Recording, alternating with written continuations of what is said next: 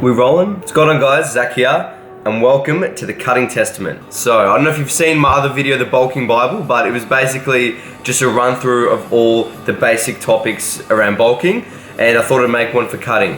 So, I'm just gonna, like I said, go through the main topics that people hear about, and maybe a couple fad diets or anything else that people are throwing around, and hopefully I'll clear it up a little bit more for you. Now, I apologise if it goes black sometimes, the lighting's a bit strange. So bear fucking with me. Alright, let's start. Alright, so the basics of cutting is purely calories in versus calories out. I'm sure you've heard that like a million times because everybody loves to throw it around. But what it means is for you to burn fat, no matter what, your body has to be burning more calories than you're putting in. Alright? So like I said in my macros video, a gram of protein has about 4 calories per gram. A gram of carbs has the same. A gram of fat has about 9 calories. And a gram of alcohol also has 7 calories. So you can see there, everything has calories, whatever you're eating. Basics sorted. So you've got to be burning more than you're eating, right? So diet is as important, if not more important than exercise. So I'll talk about how to start cutting. So firstly, you need to find your maintenance calories. So how to do this? This is the point where your body's maintaining. You're not building. Oh, here we go, look. Every f***ing time. Hey, Mum. Hey, how are you? Good, what are you doing? I forgot to ask you, are you eating what we're eating tonight, or what are you doing? Yeah. Alright, I'll get extra of whatever horrible thing I'm cooking. Thanks. Every time. Alright, so how to start? The best way to start is to find your maintenance calories. And that's the point where you're not putting on fat, you're not burning fat, you're not putting on muscle, you're just sitting at the exact same weight, basically.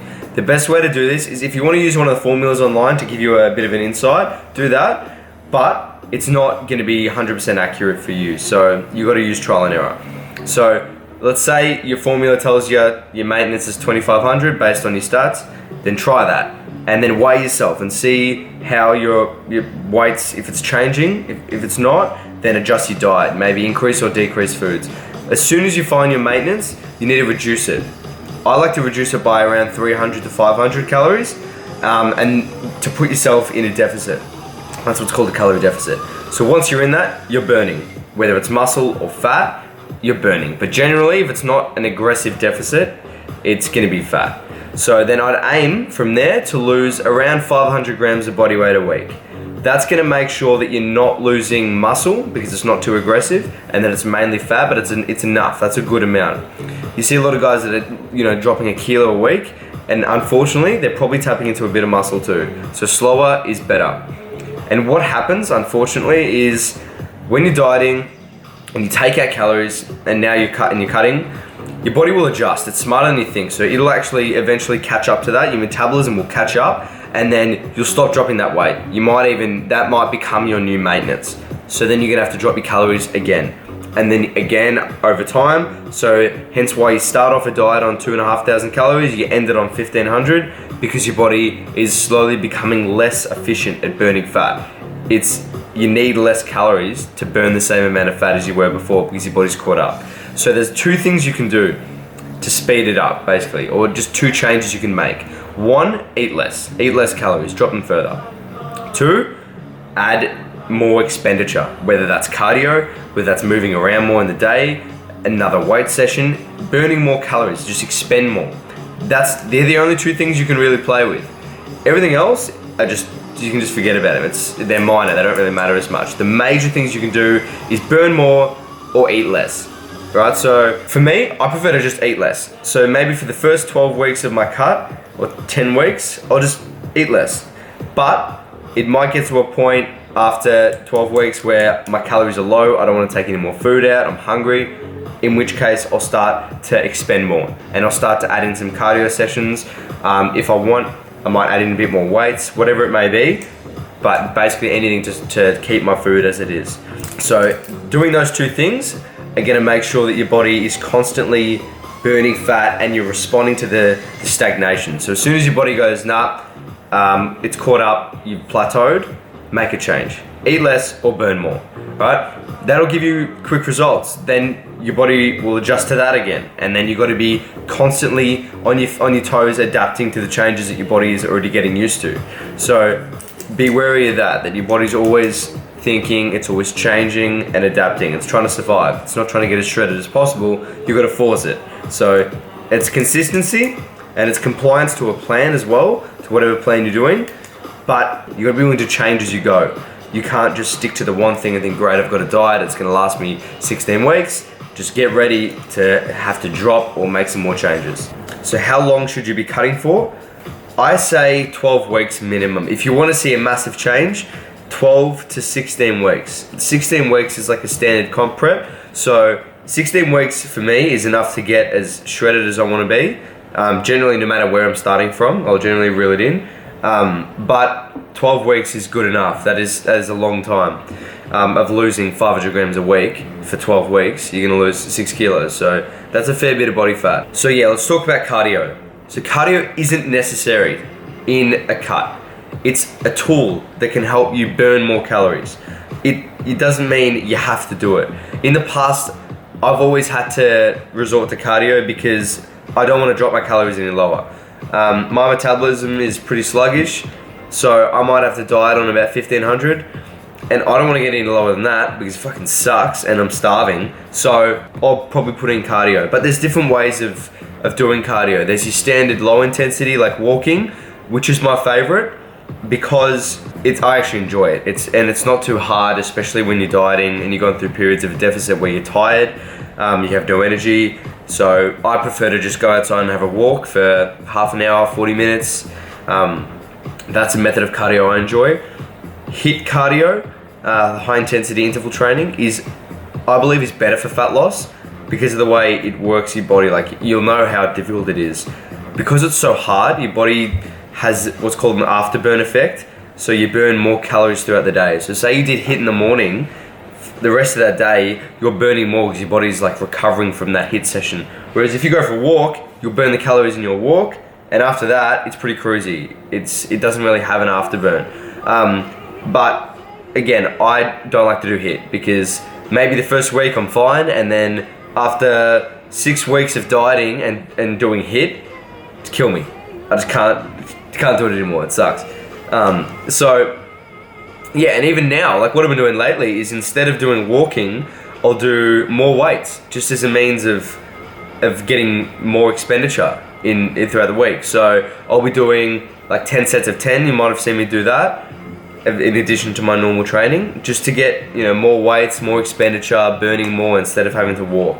But each to their own. Find a cardio you enjoy if you want to put it in.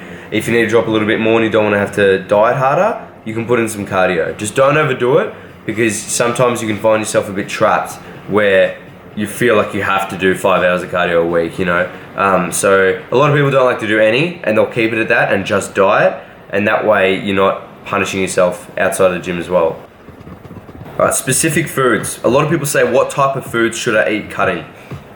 Really, it doesn't matter too much. I think you want to eat foods that are nutrient dense and that aren't very calorie dense. So that's why you're always going to have your veggies and your lean meats. But there's the whole if it fits your macros, which I'll talk about in a second. But me personally, I like to eat clean. I like to eat like good unprocessed foods. Typically I'll have, you know, oats for brekkie, and then my main meals throughout the day will be lean meat, veggies. My carb sources are, you know, rice or sweet potato or charisma potatoes, the low carb ones. And my fat sources are eggs and avocados. You know, I try not to have greasy foods unless it's like a cheat meal. But yeah, so I believe that if you're having unprocessed foods that are technically clean, I reckon it's gonna work better with your body. So like, I know that if it fits your macros is legit, it works, but I think that, you know, my gut health is better when I'm eating good unprocessed healthy foods, and my body's just thanking me for it. It's, you know, I don't know the ins and outs of the body, so if I give it good nutritious foods, it's rewarding. I don't know what is happening behind the scenes to the extent, but my body seems to function better when I give it the best nutrients and not just have sugars as carbs and stuff like that.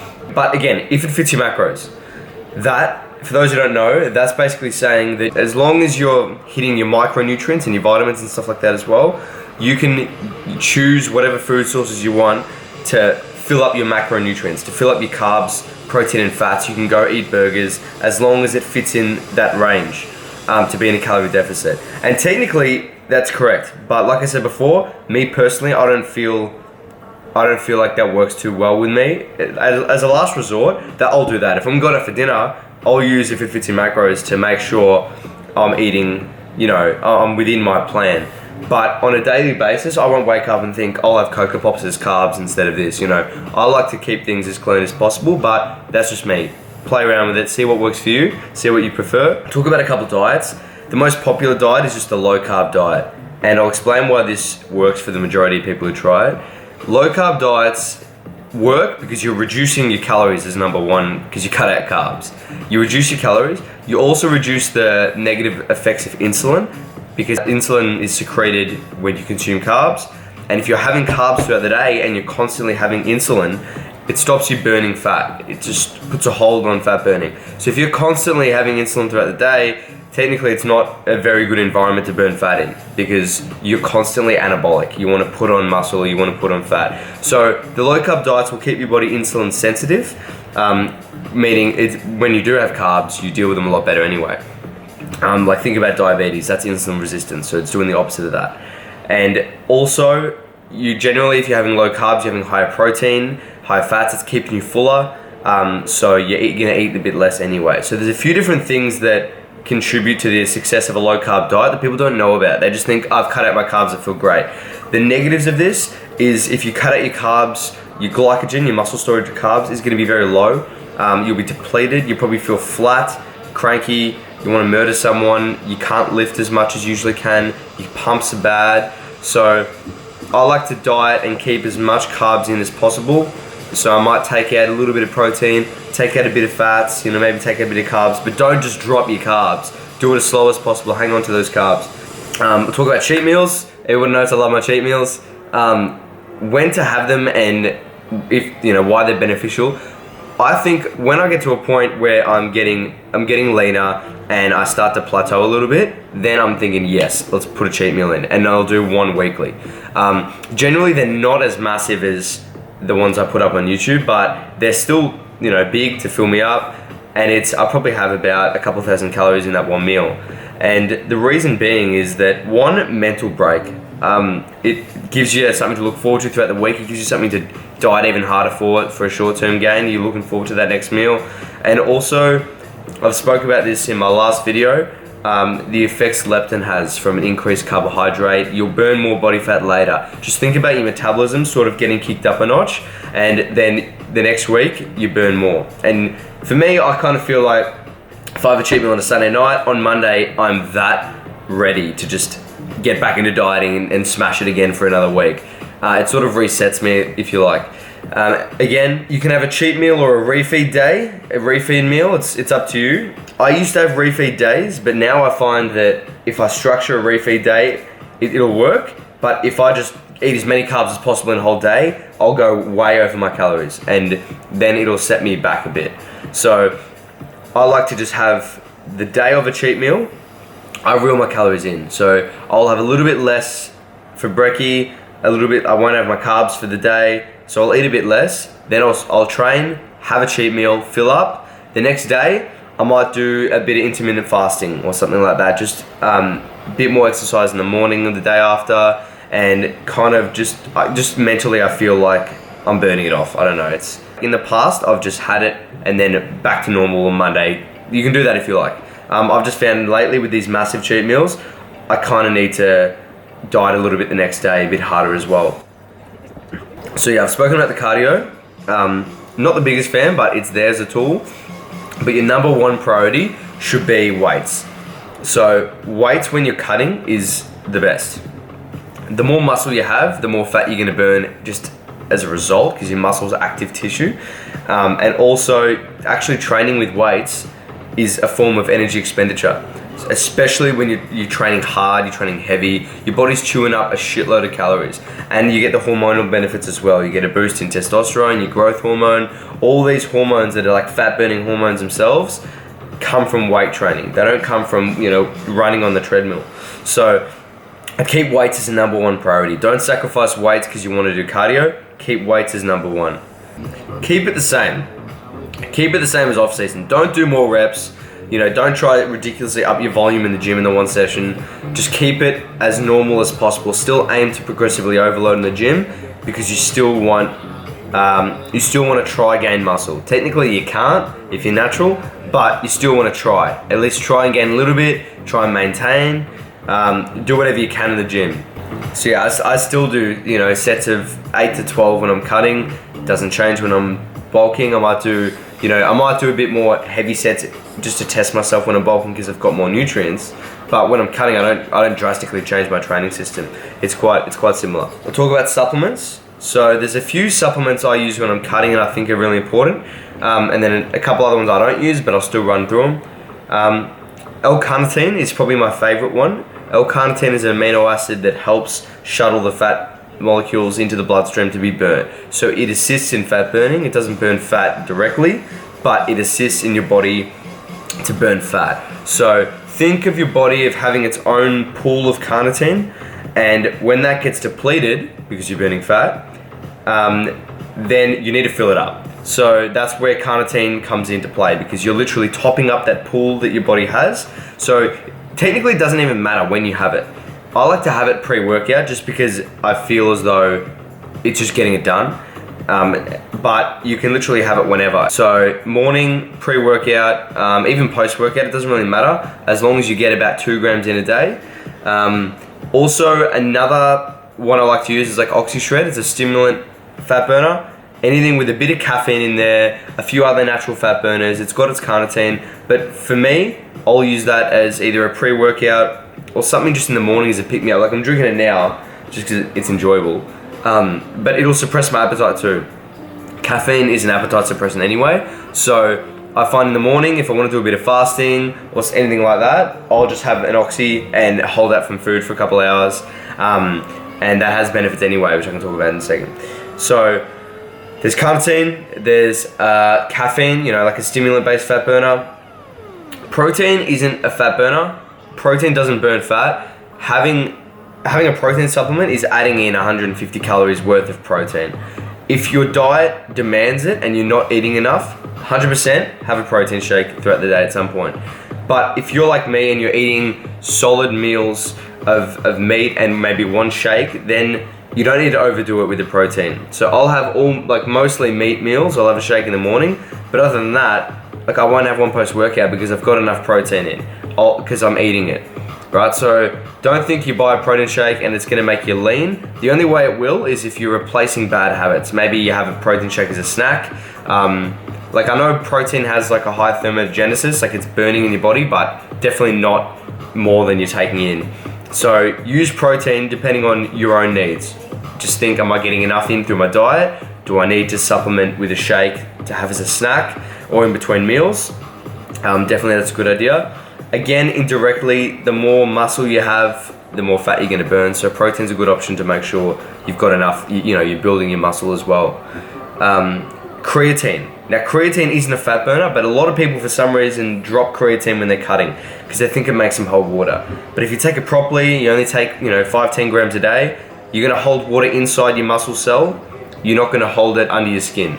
So creatine when you're cutting is great because it's gonna help keep strength, especially when you're going through phases of low carbs. Your strength is gonna hopefully stay a bit higher. And so definitely keep that in there, don't take that out. So another one I use are branched chain amino acids, BCAAs.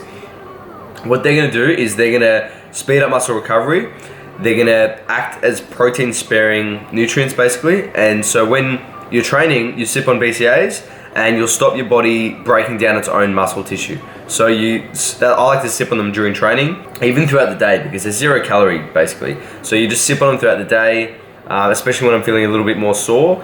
So again, they don't burn fat directly, but they contribute to the overall picture of your body functioning better, your recovery is better, more muscle, and then also your ability to burn fat comes from you training without going catabolic, if you know what I mean, without burning muscle. So to sum it up, I've said that when you're dieting, you need to diet, find your maintenance, lower that, drop weight, You probably have to lower that again because your body will adapt and respond. And then you'll get to a point where you're on a very low calorie diet and it sucks. And you're eating next to nothing. And maybe you're doing it for an event or for a show or whatever it is. And so you get there, and once you get there, then generally people go out and splurge for a week. They get all their binging done in a week or 2 weeks. And what happens is this massive rebound, this blowout. I've had a few of them. It sucks. Because your body's so used to functioning at little calories on little calories that as soon as you pump in all these burgers and pizza and these crazy excess calories, your body doesn't know what to do with it. It'll take some for muscle, but a lot of the time it's going to store a shitload as fat. So what you want to do after a diet is a reverse diet. A reverse diet is literally the opposite of a diet. Instead of slowly reducing calories, you're slowly increasing them. So think about if you're planning a diet, like, all right, I want to get shredded for summer. As soon as summer hits, you maintain it, it's great, and you're still on low calories. And then as soon as it's over and you're happy, you need to plan a reverse diet. So you need to think, all right, I'm going to add in 300 calories in the first week, per day. And then mostly your body will take that in. It'll love it. It's not too much. You'll probably look the same. You might fill up a bit, but generally it's not too much. Then you've got to be careful. Then you've got to see what your body weight does. Maybe it'll stay the same. If it stays the same, add a little bit more in. Maybe you just go by 50 calories a week. Just go super slow.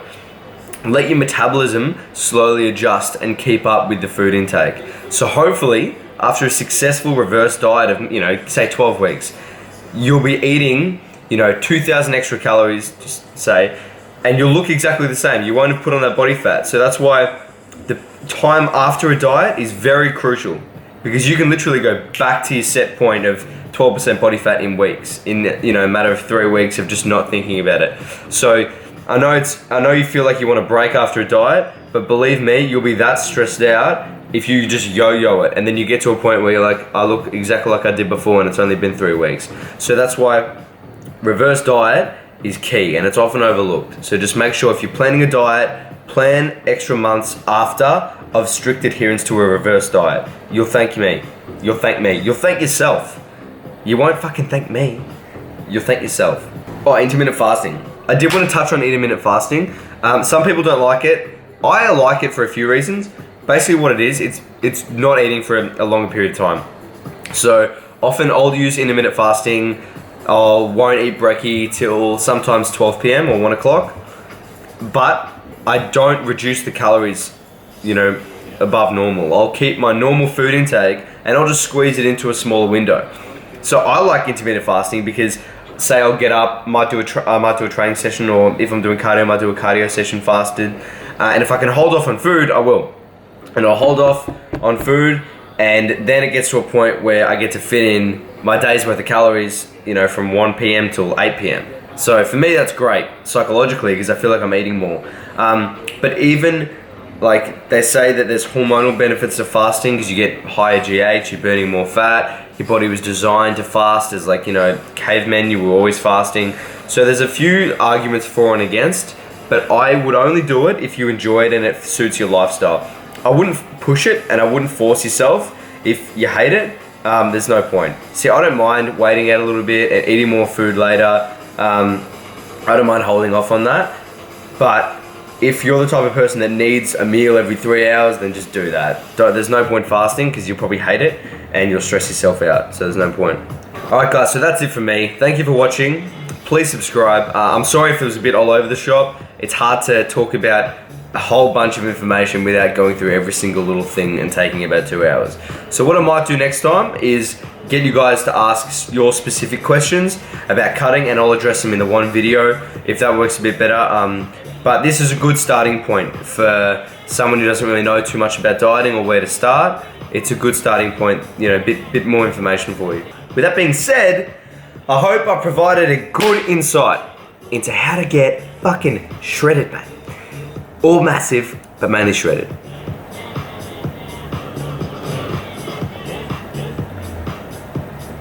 Stay fucking massive.